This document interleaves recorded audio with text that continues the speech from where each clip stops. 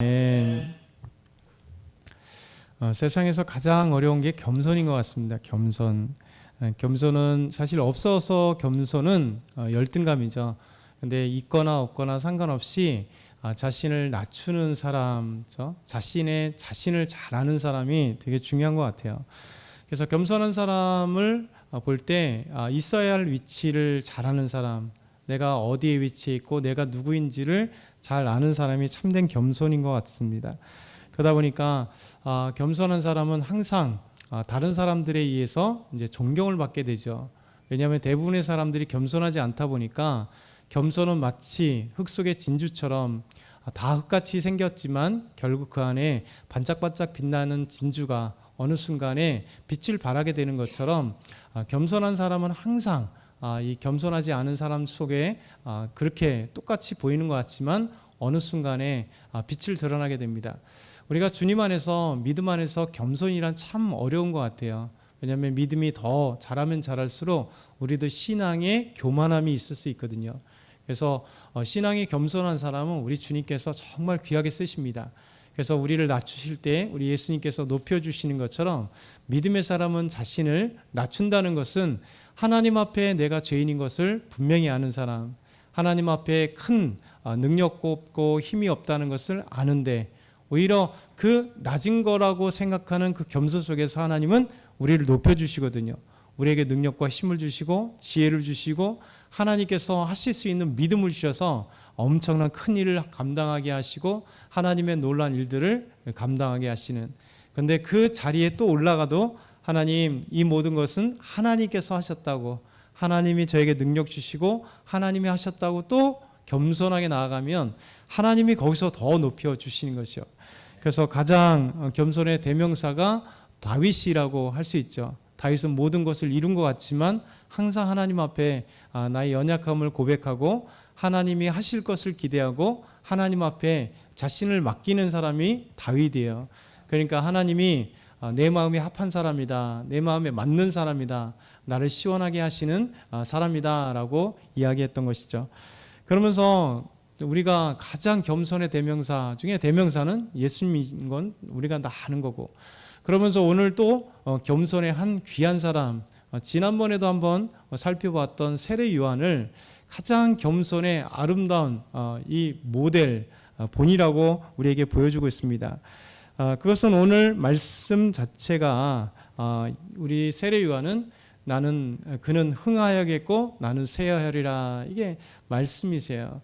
그래서 세례 요한은 이렇게 말씀합니다. 22절부터 쭉 보면 예수님과 제자들이 이제 세례를 예수님께서 주기 시작하고 많은 사람들이 이제 예수님께 가기 시작합니다. 그리고 세례 요한도 살렘 가까운 에논에서, 그것이 물이 많기 때문에 요단강에 물이 많은 에논에서 이제 세례를 베풀 때 유대인들과 함께 제자들이 이야기하고, 제자들이 세례 요한에게 와서 얘기합니다. 선생님, 당신 증언하던 그분에게 많은 사람들이 갑니다. 이렇게 얘기를 하는 거죠. 여러분, 이것이 어느 순간에 겸손과 교만을 판가할 수 있는 좋은 때, 상황이에요. 왜냐하면 요즘에 정치권들이 더 시끄럽잖아요. 뭐 때문에 그래요? 신구 권력이나 항상 그래왔잖아요. 신구 권력이나 현재의 권력이나 미래의 권력이나 이런 얘기를 하면서 결국 이거 어느 순간에 그 위치가 탈바꿈 될 때 항상 그 모습이 서로 이제 교차될 때 항상 이런 문제가 생깁니다. 근데 거기 안에서 나타나는 게 뭐예요? 이 겸손의 문제입니다. 어느 순간에 태양이 달을 대신하려고 할 때 분명히 대신하게 되는 경우가 많고, 그렇지만 태양이 있을 때는 태양이 있는 모습대로, 달이 있는 데는 달이 있는 모습대로, 또 달이 태양이 될 때는 또 태양이 되는 모습대로 서로 이렇게 서로가 인정될 때, 참 그게 중요한 거예요. 근데 사람은 그 인정을 안 하죠. 왜? 모두 다 태양이 되고 싶고 달이 되고 싶지 않으니까. 그렇죠? 달이 됐을 때는 태양을 부러워하고 태양이 됐을 때는 그 태양을 잃어버리지 않으려고 끊임없이 발버둥하는 게 사람의 모습입니다. 그러니까 그것을 이제 대표적으로 정치권에서 보게 될 수밖에 없고, 그래서 이제 우리가 판단할 수밖에 없는 것이지만, 근데 세례 요한은 분명히 예수님께서 태양이시고 자신은 달이에요. 사람들이 모두 자기를 태양이라고 생각했습니다. 왜냐하면 너무나 멋진 하나님의 말씀으로, 그리고 책망의 말씀으로, 그래서 그에게 광야로 달려가서 세례 요한을 만나고 싶어하고, 그리고 세례 요한에게 요단강에서 세례를 받고 싶어하는, 그러니까 모든 초점을 다 세례 요한에게 집중되어서 사람들의 눈으로 보면 세례 요한이 선지자이고 세례 요한은 그 사람이 아닐까, 그러면서 온통 세례 요한이 태양처럼 빛나며 태양처럼 보고 있을 때 이 세례 요한은 나는 태양이 아니다 라고 얘기하죠. 나는 태양인 그분, 나는 그분의 길을 곧게 하라고 광야에서 외치는 소리다. 나는 그리스도가 아니다 라고 얘기하는 거예요. 그래서 세례 요한이 가장 빛나는 이유는 자신의 위치를 너무나 잘 알고 내가 무엇을 해야 되는 사람인 것을 너무나 잘 아는 사람. 그래서 그에게 오면서 이렇게 얘기를 하죠. 26절에 보면 라삐어, 선생님과 함께 요단강 저편에 있던 이 곧 선생님이 증언하신 이가 세례를 베풀매 사람이 다 그에게로 갑니다. 이렇게 얘기를 하죠. 이것이 우리에 있어서 보이지 않는 속을 긁는 얘기잖아요. 그렇죠? 보이지 않게 나보다 뒤에 있는 사람이 어느 순간 쫙 빛을 발하고 있고 인기를 얻고, 그러면 이제 거기에서의 갈등의 싸움 아니겠어요? 그렇죠? 가수들도 어느 순간에 자기보다 밑에 연습생이 쫙 스타가 되어서 뭐 BTS처럼 전 세계 스타가 되면 막 배아파하지 않겠어요? 야, 쟤는 제 옛날에 그 연습생 시절에 그냥 내가 얘기하면 막 갖다 주던 물컵 갖다 주고 뭐 했던 애가 야, 지금은 저 세계적인 스타가 됐네 하면서, 이게 우리의 모습인 거고 우리의 마음이잖아요. 그래서 세례 요한의 제자들도 마찬가지입니다. 우리 선생님이 태양이 되고 우리 선생님이 지금까지 이렇게 인기가 있었는데 분명히 예수님이 우리 선생님이 증언하신 그 선생이라 할지라도 늦게 왔잖아요. 그러면 우리 선생님보다 위대하면 안 되죠. 이 제자들이 그런 얘기를 하는 거죠. 그때 세례 요한이 너무 멋진 말씀을 하십니다. 27절부터 30절 보면 요한이 대답하여 이르되 만일 하늘에서 주신 바 아니면 사람이 아무것도 받을 수 없느니라. 이게 먼저 결론이에요. 왜 사람들이 예수님께로 가느냐? 바로 하나님이 아니시면 할 수 없다. 왜 나에게 왔었느냐? 하나님께서 나에게 광야에서 외치는 자의 소리로, 그냥 외치고 사라지는 자로, 그리스도를 증언하고 그리스도의 길을 곧게 하라고 외치는 자의 소리로 나를 부르셨고, 이것 자체도 하나님이 하셨기에 내가 지금까지 이랬다. 만약에 예수님께서도 마찬가지다. 사람들이 몰려가면 그에게 말씀을 듣고 세례를 받고 나아간다면 하나님이 하시지 않으면 그렇게 할 수 없다. 여러분, 이것이 바로 겸손한 자의 모습이에요. 왜? 인정하는 거예요. 겸손하지 못한 사람이 겸손하지 못한 이유는 인정하지 않기 때문에 그래요. 그렇죠? 나보다 더 잘난 사람을 인정하지 않고, 나보다 더 똑똑한 사람을 인정하지 않고, 나보다 더 무엇인가 할 수 있는 능력 있는 사람들을 인정하지 않기 때문에 거기서 교만함이 싹 트는 거예요. 나 아니면 안 돼라고 하는 것 때문에요. 근데 세례 요한은 먼저 하나님이 하시면 당연히 그렇게 될 수밖에 없다. 하나님이 주시지 않으면 그렇게 할 수 없다라고 이야기합니다. 그러면서 나는 그리스도가 아니라 이렇게 얘기합니다. 나는 그리스도가 아니라. 사람들이 지금 그리스도라고 혹시 그리스도가 아닐까 찾아왔잖아요. 근데 자신의 위치, 내가 누구인가를 분명히 아는 세례 요한은 나는 그리스도가 아니다. 분명히 거기서 딱 잘라야 돼요. 여러분, 그렇지 않으면 또 교만함이 싹 트게 돼 있습니다. 자기가 그 태양이 아닌데 태양이라고 보이지 않게 내 마음속에 각인시키는 그 순간 태양으로 변하는 거예요. 그렇죠? 태양이 아닌데 태양이 가짜 태양이 되는 거죠. 세례 요한도 수많은 사람들이 왔을 때 보통 사람들 같았으면 아마 저와 여러분은 아니겠지만 저 같은 사람은 그래 내가 그리스도야 라고 하면서 수많은 사람들에게 오히려 존경과 사랑과 그냥 쫙 이런 것들을 나도 모르게 누리게 될 것 같아요.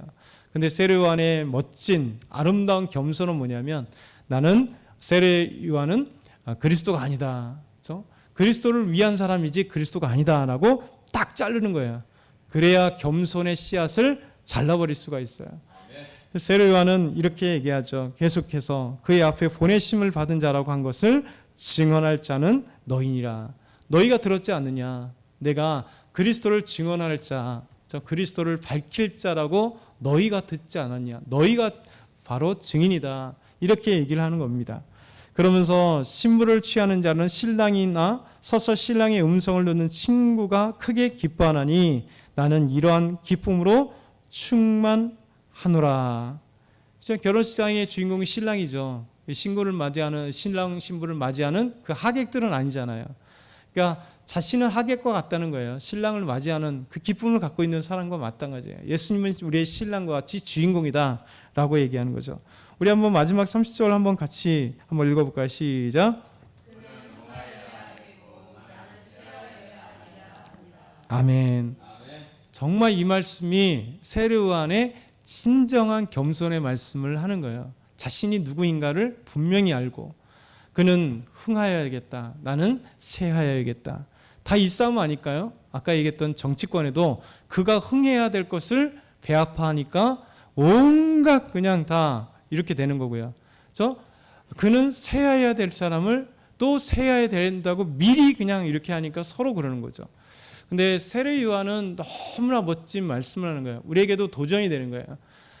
흥해야 되는 예수님을 향하여 그는 흥해야 되고 나는 쇠해야 되는 사람은 분명하다라고 말씀하는 거예요. 믿음의 사람들은 여기에 겸손이 있는 겁니다. 저와 여러분이 오늘 세례 요한을 통해서 참된 겸손이 무엇인가를 기억해야 돼요. 그래서 우리 믿음의 사람도 교회 안에서 저와 여러분도 마찬가지예요. 목사라도 하나님 앞에서 목사의 신분을 감당하고 하나님이 나의 삶을 감당하고 그리고 제가 제일 좋아하는 또 하나의 단어가 있다 그랬잖아요. 칭호가 성도죠. 하나님 안에서 우리를 부르신 성도, 목사이기 이전에 저도 그리스도인으로 부름받은 성도기 때문에 하나님 앞에서 내 자신을 항상 생각해 봐야 돼요. 그렇지 않으면 어느 순간에 그 위치가 사람들에게 조금이라도 존경받는 위치 아니면 어떤 뭔가 이렇게 받는 위치가 되면 그때부터 거기서부터 교만함이 싹트기 시작해요. 그래서 키에로 케고로가 끝까지 끊임없이 얘기하는 신 앞에 선 단독자, 하나님 앞에 선 단독자. 그러니까 군중 속의 무리 속에 있는 군중의 고독이 아니라 하나님 앞에서 나의 모습을 단 한 사람의 모습으로 발견되는 것. 그래서 이것이 우리 안에서 겸손을 막는 좋은 믿음의 매개체, 중심이 되는 거예요. 그래서 하나님 앞에서 나의 모습을 어떨까 항상 기억하면 여러분 하나님이 우리를 빛나게 하시는 거지 말씀드린 것처럼 우리를 태양으로 만들면 하나님이 태양으로 만들면 우리 태양이 되는 겁니다.